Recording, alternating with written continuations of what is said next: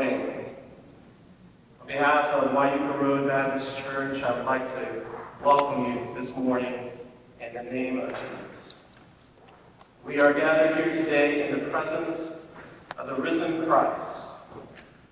We are gathered to celebrate the life of Christopher Scott Hayes, who has died. We are gathered here to thank God for Chris's life and for what he meant to so many. We are gathered here to remember that this life is not all there is, and to usher Chris into what is next. And we are gathered here this morning to declare that death does not have the final answer. Death does not win. Hear now these words from Jesus from the Gospel of John. I am the resurrection and the life. Those who believe in me, even though they die, will live. And everyone who lives and believes in me will never die. Peace I leave with you. My peace I give to you. I do not give to you as the world gives. Do not let your hearts be troubled, and do not let them be afraid. Let us pray. Oh God, your love is stronger than death. By you we are all being brought to life.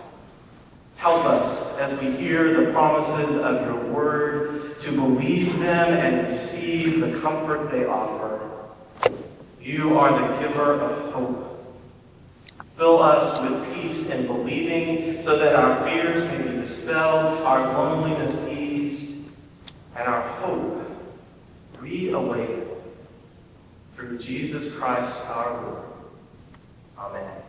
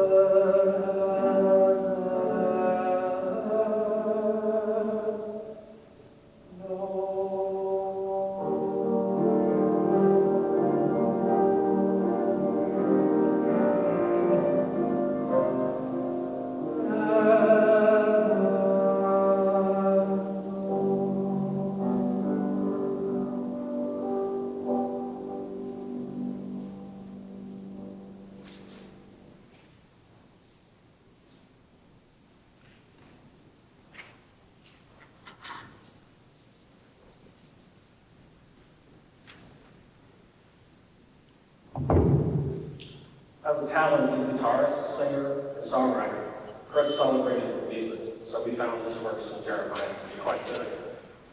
This is Jeremiah 31:13. Then young women will dance and be glad, young men and old as well. I will turn their mourning into gladness. I will give them comfort and joy instead of sorrow. Thank you all for gathering us here today. By the way, we're your grandchildren. I'm sure most of you have probably seen our pictures everywhere, so thank you for coming. Let's bow our heads together. Heavenly Father, we thank you for this glorious day of celebration. We are grateful for the friends and family gathered here today. We pray that you bless our time together as we celebrate the life of my uncle. God, we thank you for the life of Chris Hayes, for his humor, his creativity, and his generosity. We are grateful for his time here with us, and for the many ways in which he blessed all of those sitting in this room. Lord, we grieve his loss, but we are thankful that you are the great comforter who promised us that joy always comes in the morning. Truly, you are our Prince of Peace, and we are so grateful, even though we are undeserving. Bless us with reminders of your grace and joy this morning as we fellowship together and celebrate Chris's life, and may we always be thankful for your unending faithfulness to us. Bless the words we say today in memory of Chris, that they may honor his memory and most importantly, honor you. In Jesus' name we pray. Amen.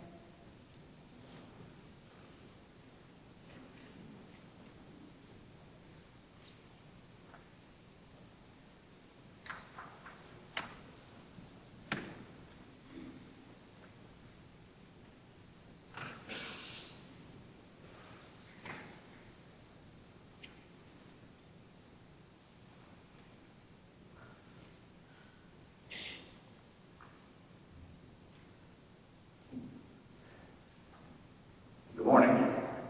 Thank you all for being here. My love for Chris Hayes started with a green bean. Was here at Wieuca Road Baptist Church. My parents were going through a divorce, and I was spending a lot of time lying on the couch and sulking in my room, like a teenager will anyway, but particularly then. And my mom had the good sense to say, you need to get out of the house. You need to go be somewhere that people will care about you. And she brought me here to Wieuca Road on Wednesday night for Wednesday night supper. And I sat there at the table just hoping it would end soon, just wanted to get the food down and get out of there. And as I sat there, a green bean flew across and bounced off the side of my face. It was quite a shot. The aim was impeccable.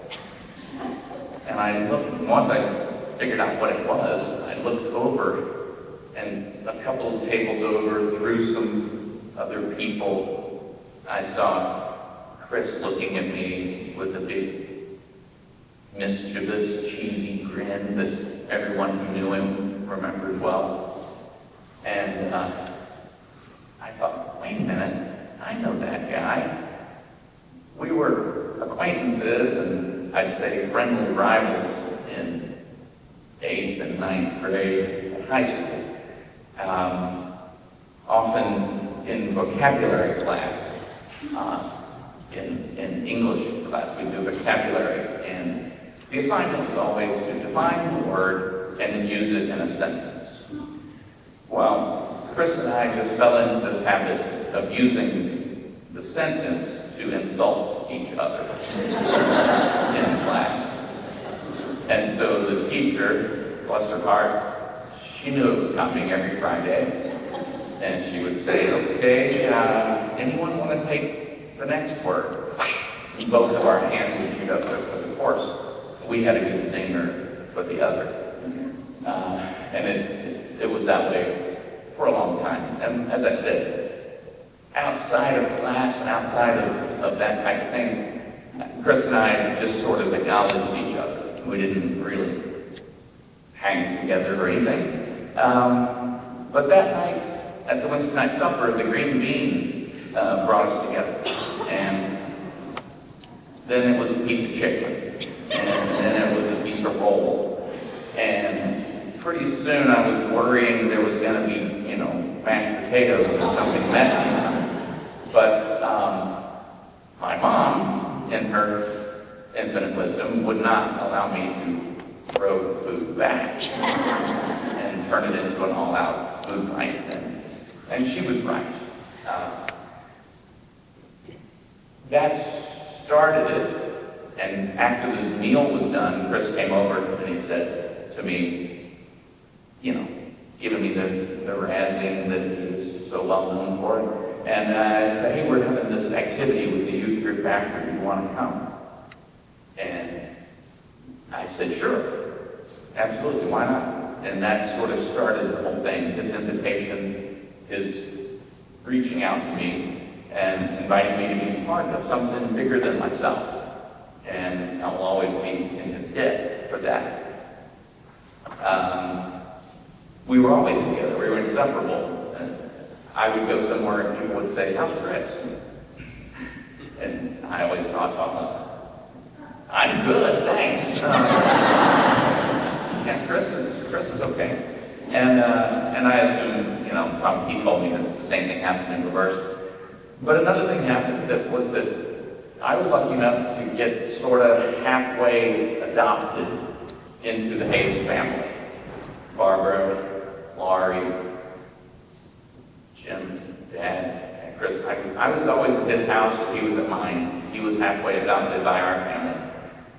And it was more than just a friendship, it was a brother situation. And I loved him dearly, and of course would enter into all of the wise guy antics and things with him, but occasionally there was an actual conversation that meant something. And I remember one night at our, we were living in some apartments, and he came over, we were at the swimming pool, and we were sitting there by the pool, and suddenly this very sort of deep sentiment came out of him that was beyond growing up green beans or whatever. And it was, I wonder where we're going to be in the years ahead.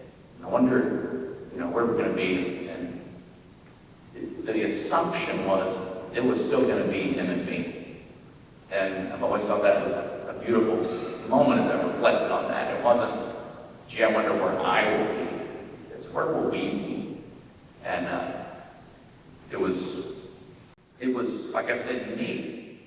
That kind of sentiment that came out of a guy that was known for calling himself He-Man, ultimate male, role model for every boy going through puberty. It's very funny. He always made everyone laugh. And I'd like to stick a pin in that for just a moment, if you'll stick with me. Just to recap, going to college, we went to the roommates together at college. We did everything together. We were brothers. He was the best man at my wedding, and was always a source of strength for me. And the thing that really was amazing to me, everything he did turned to gold. Everything he touched, it was unbelievable. I was going to grad school. He helped me move up to Winston-Salem, and he just picked up a guitar. And he was learning, teaching himself to play in the car for 6 hours, driving up to Winston-Salem. And by the time we got there, we were singing every verse of American Pie, which, as you know, goes on for a half an hour. But it passed the time, and I remember sitting there just thinking, how does he do that? How does he just immediately get things? It was crazy. In college, he was a terrific writer, became the editor of the college newspaper. Theater, he was on stage a lot, and of course, his music, amazing.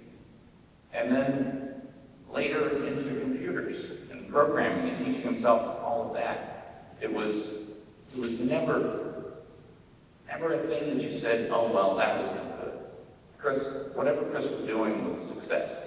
And yet, no matter what his success was, he was always more interested in what you were doing, or what I was doing, what anybody else was doing. He'd always put other people first, and we can come back to that pin that I put out there a second ago. It was the laughter. That laughter was a big part of what he was and who he was.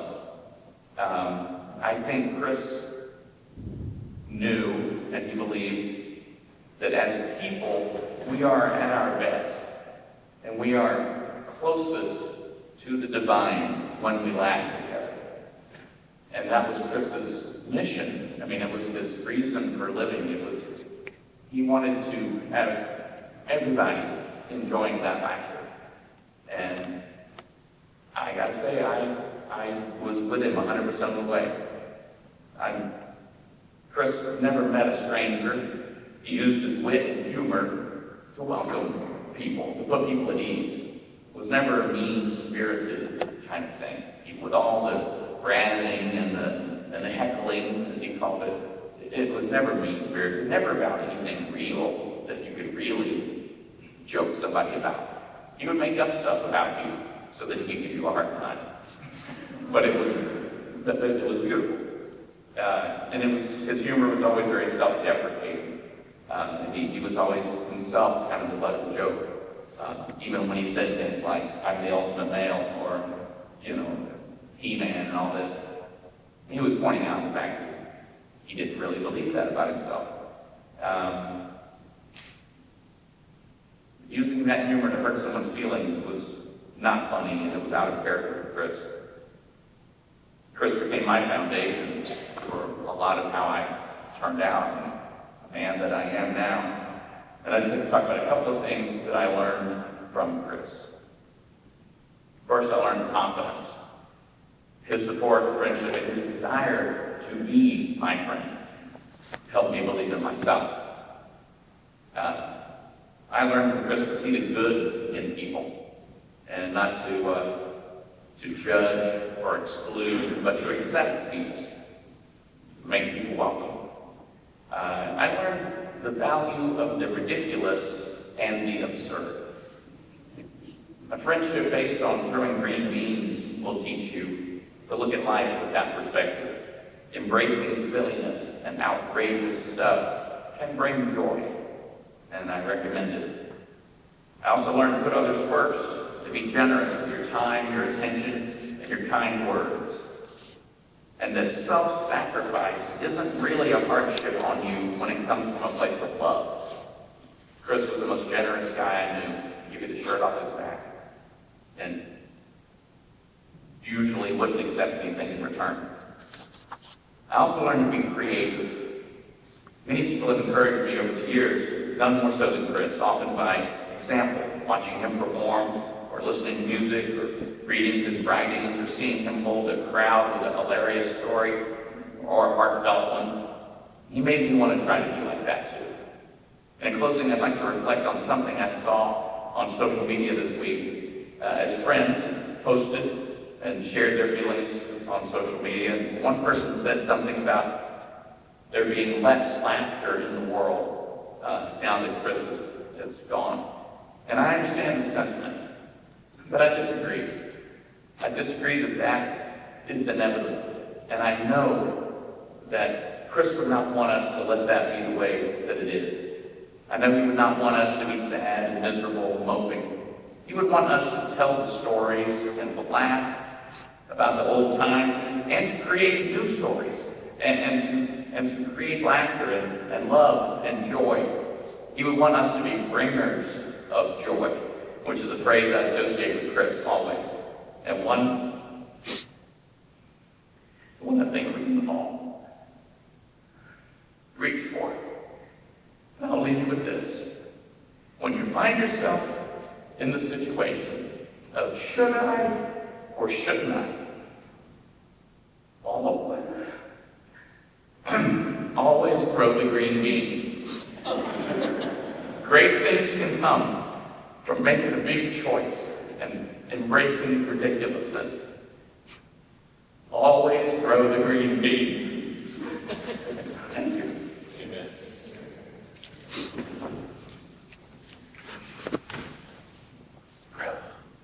Well, I learned this morning to always coordinate and communicate with other people who are taking part of the program. Because if I had properly done my job, I would have brought some green beans with me this morning, and I would toss one out right now. Christopher Scott's case. How I loved him. Chris had a special relationship with the Salvation Army, and that tells another part of his story that many may not have known, but I am absolutely convinced it's the story that he would want me to tell. And I will honor him in that way. He had a special relationship with the Salvation Army's Adult Rehabilitation Center because of his desire to pursue sobriety.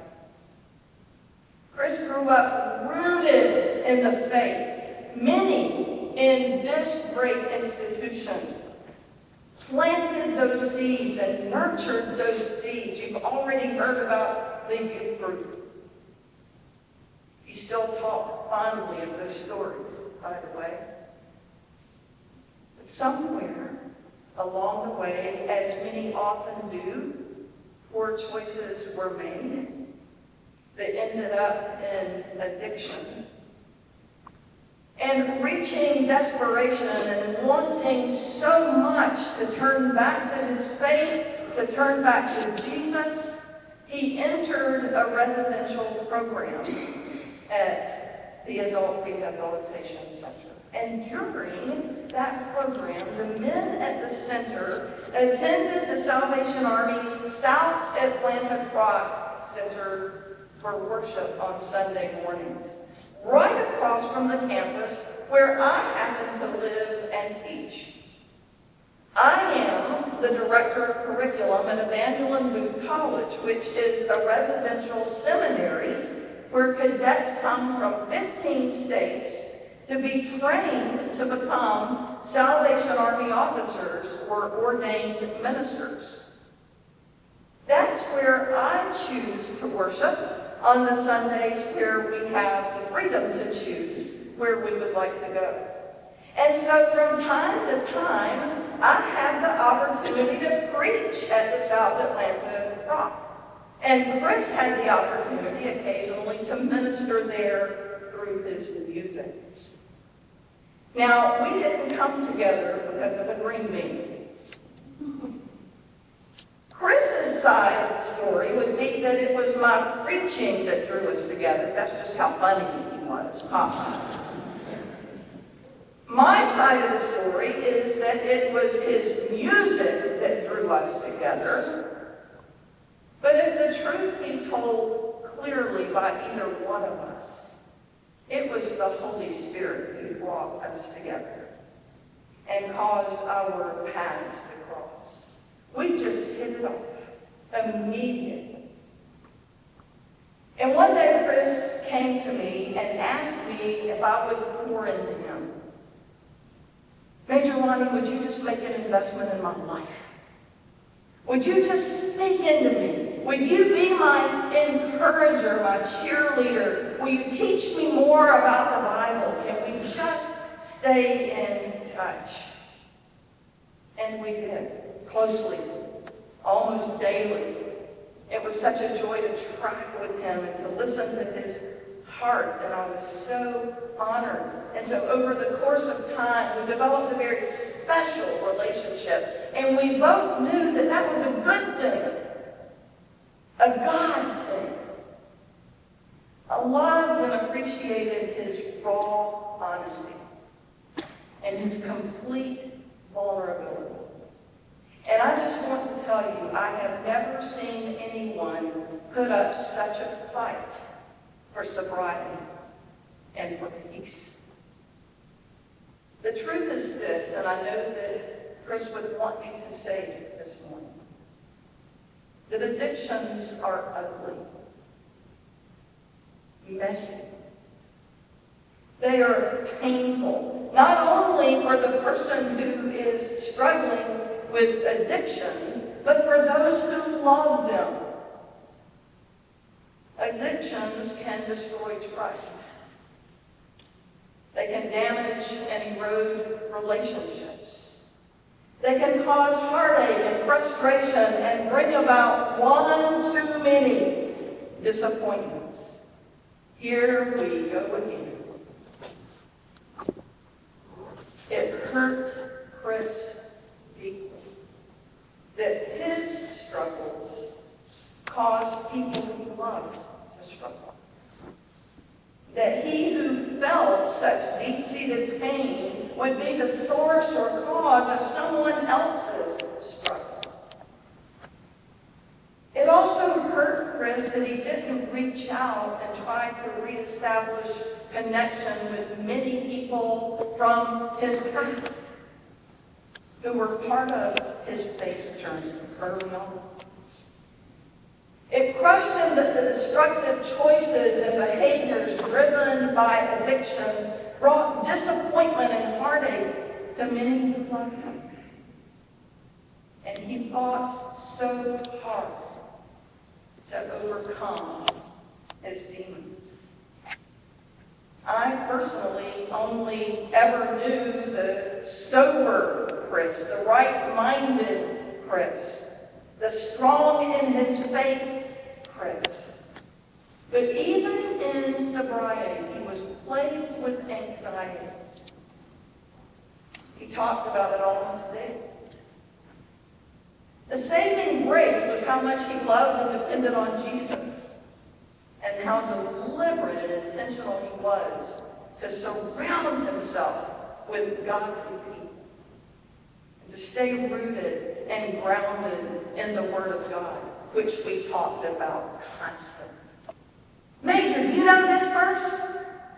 Chris, I've been in ministry 27 years. I think I do, but thank you for reminding me of that. Do you know this one? And I would give him a verse. I read that just last week. His friend Catherine said something on social media that I think was very poignant when she said, the thing about loving an addict is that you kind of hate them at the same time for not being able to see in themselves what is so obvious to everyone else. Isn't that true?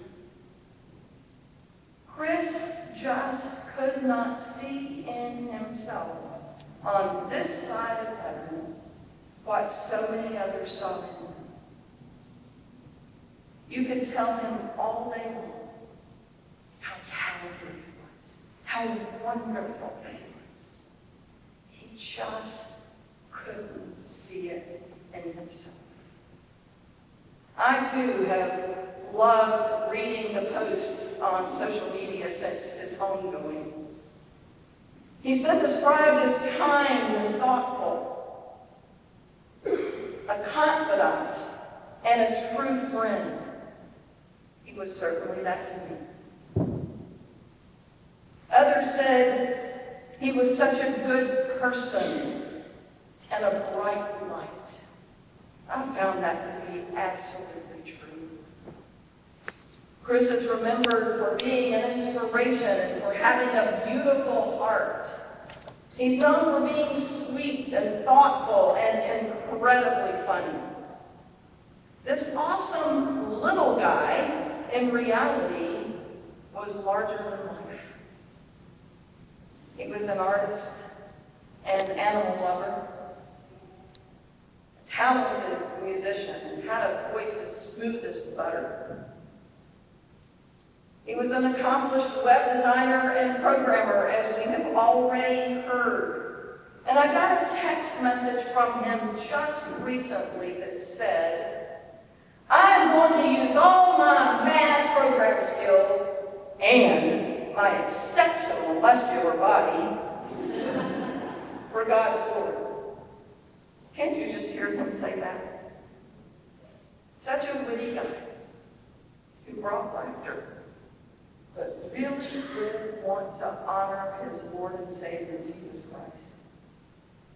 He sent me another text that said, "I'm going to be an amazing ambassador for the love of Jesus because he has blessed me with some amazing gifts, and I'm going to give them all to him." I shouted hallelujah when I read that. You've got to be kidding me. Chris Hayes has just admitted that he has been blessed with some amazing gifts. That blessed my heart. You see, he was beginning to see who in Christ he really was.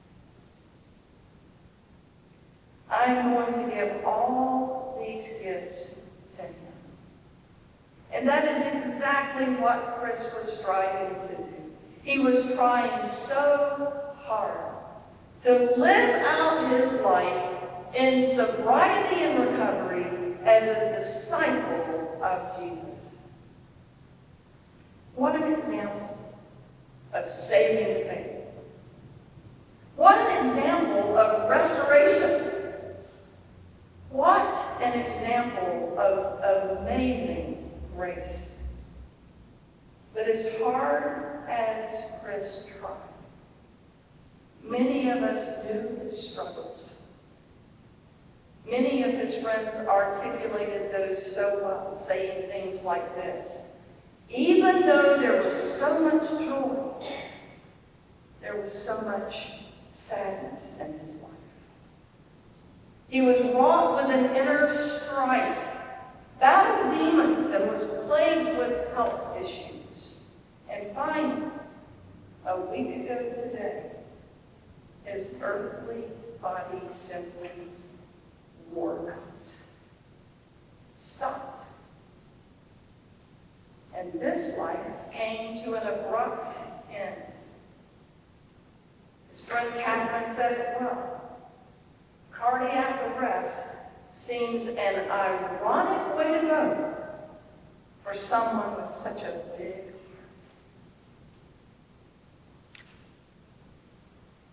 heart. 2 Corinthians 5 tells us that when this earthly tent we live in is taken down, that is, when we die and leave this earthly body, we will have a house in heaven, an eternal body made for us by God himself.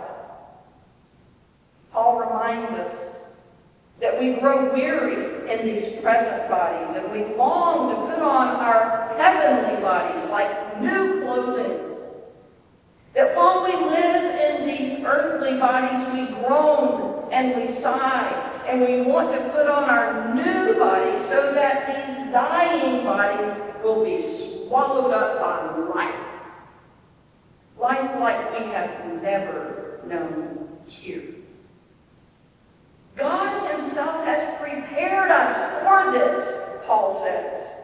And to be absent from the body is to be present with the Lord. Hallelujah. Chris has gone to be in his glorious home in heaven. And he has a new heavenly glorified body there, and has put on his brand new clothes, a sparkling white robe in which he is kneeling before the throne of Jesus and the heavenly throne, singing like he ain't never sung before. Can you hear it? Can you hear it? No longer in pain and in peace. Perfect hear and receive comfort from these red letter words from Jesus himself, found in John 14. Let not your hearts be troubled.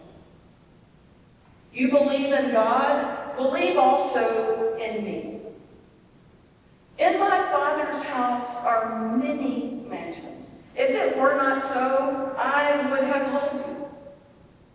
I go to prepare a place for you, Chris Hayes. And if I go and prepare a place for you, I will come again, Chris, and I will receive you to myself, that where I am, there you may be also. And where I go, you know, and the way, you know. If there is one thing I know with certainty, it's that Chris knew the way. He knew the way. And is at home now, perfectly at home in his Father's house. I love the Charles Wesley hymn, And Can It Be? It's among my favorites. I get goosebumps every single time I hear that third verse. It talks about how his imprisoned spirit lay bound for so long until finally, one glorious day, God shone forth a quickening ray that brought light into his dungeon of despair. And then comes that phrase of victory that says, my chains fell off. My heart was freed. I rose, went forth, and followed thee. That is precisely what happened to Chris 1 week ago today. But how we miss him. Barbara, Laurie, the whole Johnson family and extended family, Angela, Evelyn, grieving friends gathered here today. I care. And I grieve with you, though not without hope. My prayers will continue to cover you, and those prayers will be frequent and they will be fervent. Thank you for allowing me the privilege to honor the memory of my beloved and cherished friend and your loved one in this way today. In one of his very last text messages, Chris said to me, Major, I am trying so hard. I'm going to make you proud. Mission accomplished. Chris, my friend, you did make me so very proud. Well done, thou good and faithful servant. Now, my brother, be at peace and sing for Jesus. Heaven has never sounded sweet.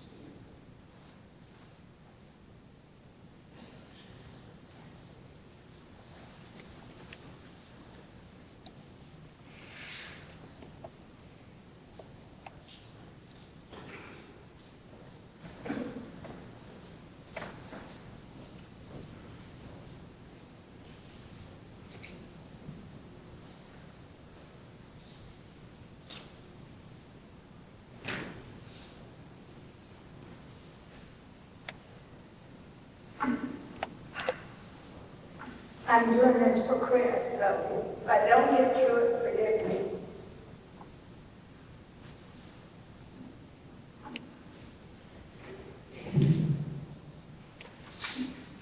I want to thank you all for honoring me and honoring Chris. Faith, family,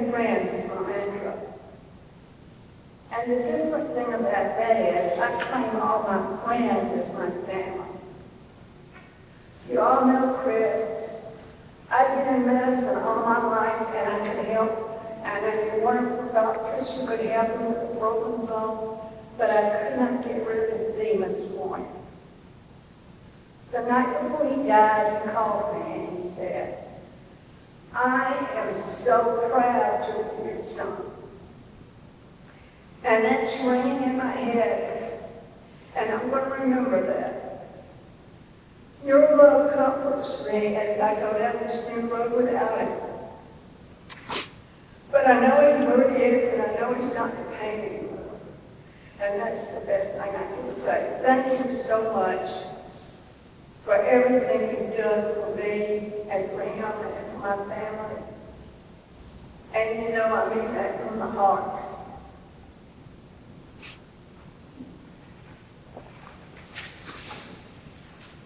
On behalf of my family, I want to thank everyone for coming today. My brother Chris was the most talented man I've ever known.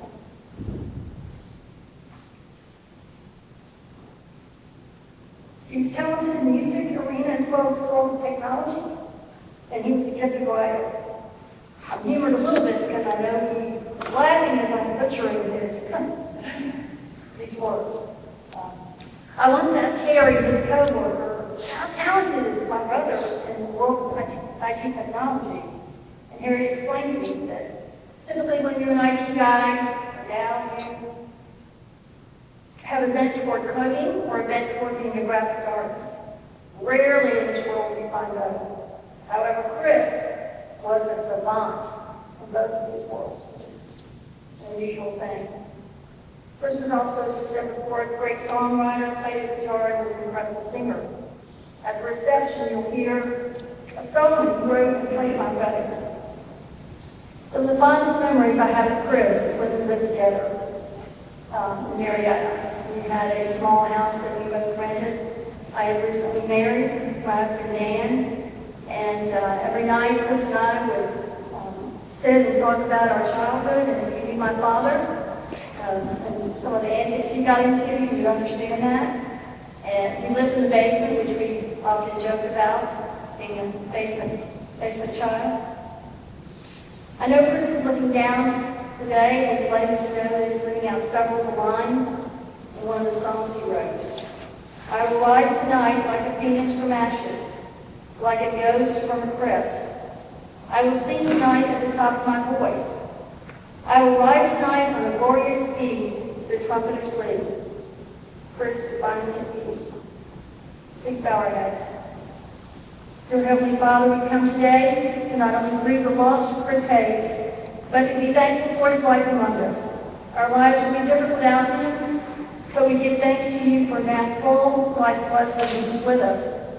We've gathered here not only to consider the shortness and uncertainty of life on earth, but to give appreciation for the gift of life, family, and friendship. Lord, we ask that you comfort us this day and the days going forward. Please bless us all. Amen.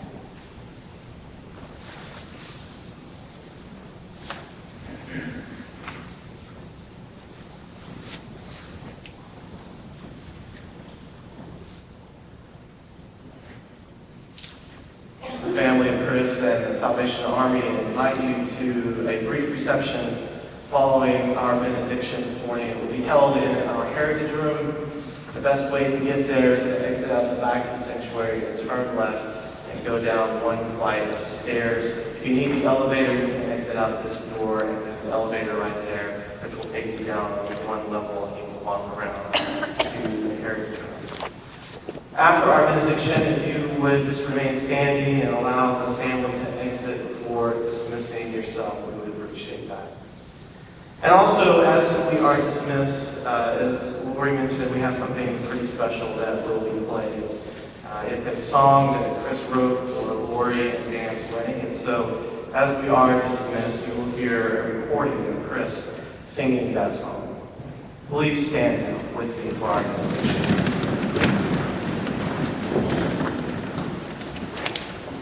Gracious God, by your power you gave us life, and in your love you are giving us new life in in Jesus Christ. We entrust Chris to your safekeeping. In the faith of Jesus Christ, your Son, our Lord, who died and rose again to save us and to bring us all to a joyful resurrection and the glory of your eternal kingdom. Amen.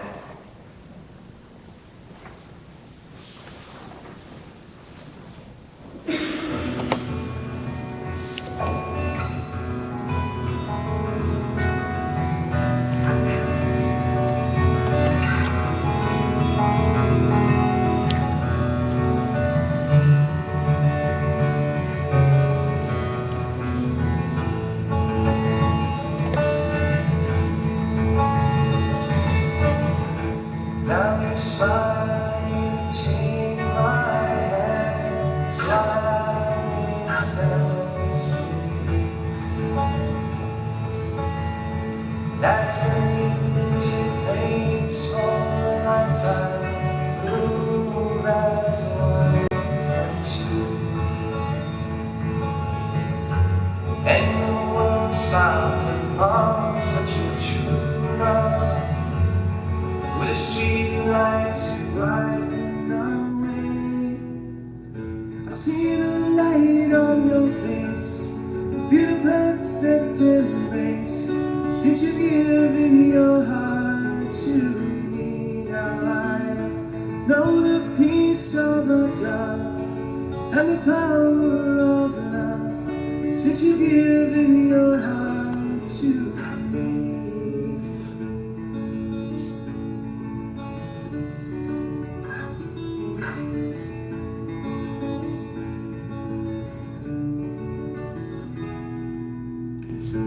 Was it time when I played my part in a lonely masquerade? Then he led you into my world, and I knew my life was saved. And the world smiles upon such a true love.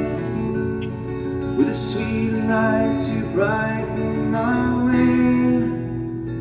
I see the light on your face, feel the perfect embrace. Since you've given your heart to me, now I know the peace of a dove and the power of love. Since you've given your heart to me.